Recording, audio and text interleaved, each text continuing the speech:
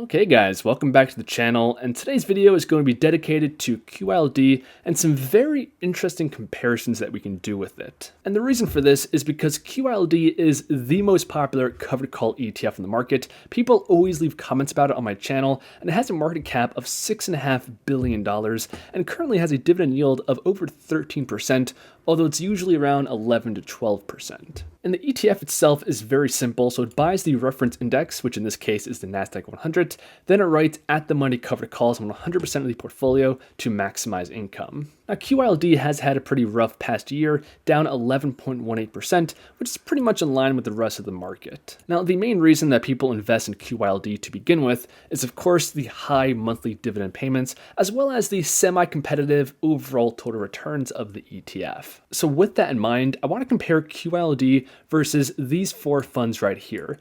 Two of them are closed-end funds and two of them are ETFs. They all have great returns and pay out huge monthly dividends. So we're going to see how Qyld stacks up against them, as well as the difference between ETFs and closed-end funds in this application.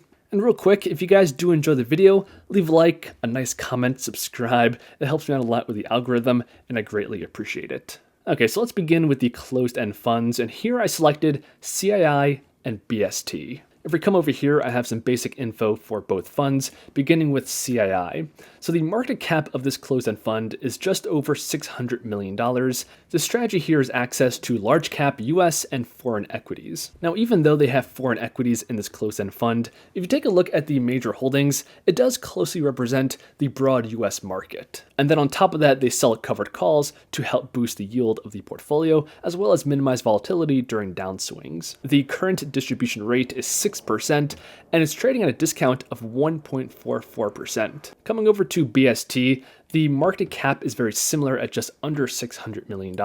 And just like with CII, they sell covered calls to help boost income. And currently that coverage is about 25%. And coming back to CII, they cover a bit more at 47.5%. But aside from that, the major difference with BST is that they focus on science and technology stocks. So even though both of these funds focus on having great total returns as well as high levels of current income, BST is more growth and technology focused, and CII is more broad index. The yield of BST is 7.22%, and it's also trading at a discount of 1.4%. If we take a look at the performance side by side of the two closed-end funds, BST has clearly done better over long periods of time. But a quick warning I do want to give on BST is the high level of volatility. A pretty fair comparison you can do is between BST and the ARK Innovation Fund. They both focus on pretty similar companies and they have an extreme amount of volatility. And so far in the past year, BST has held up a little bit better than the ARK Innovation Fund, but that's not saying that much. So I just want to give that warning about BST that even though the performance is better overall,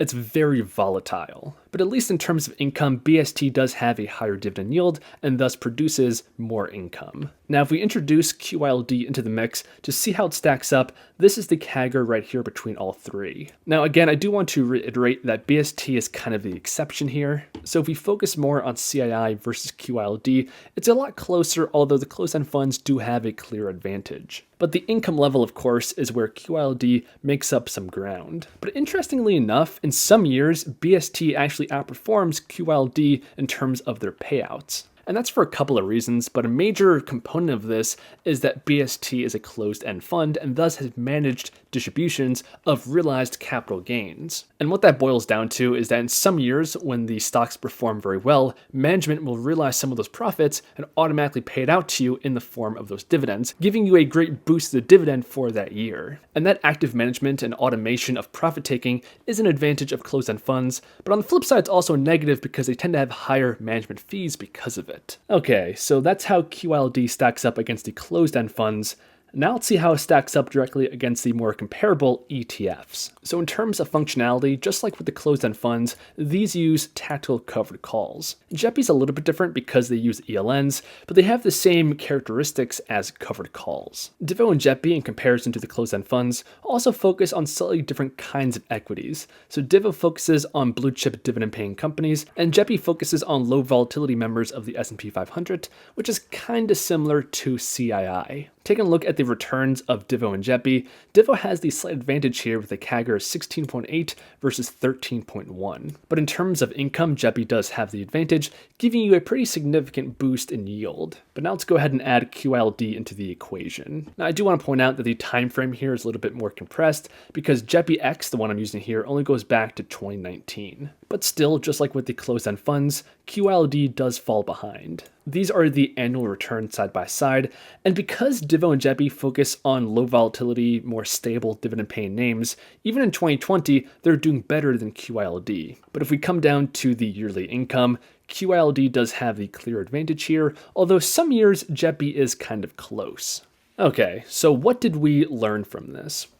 On paper, all of these funds did perform better than Qyld by itself. And here's where I want to acknowledge that most people do not invest only in Qyld, they use it within a greater portfolio to boost value. And we can simulate that here by using half Qyld and half QQQ. And in this scenario, comparing it against Divo and jepi, the CAGR is actually a little bit better. And if we do the same comparison with the closed-end funds, again, the CAGR is slightly above that of CII. The main caveat of that, however, is that the income advantage also goes away. But overall, I would say that all of these funds here, including Qyld, when matched with a growth fund to give you a better balance between yield and growth, are all fantastic options. I want you guys to leave a comment down below on your thoughts between the closed-end funds and the ETFs. To me, they have their own sets of pros and cons. The ETFs are cheaper in terms of their expense ratios, but the closed-end funds have managed distributions and more dynamic strategies. And if you guys are interested, I might make a video in the future comparing ETFs versus closed-end funds directly.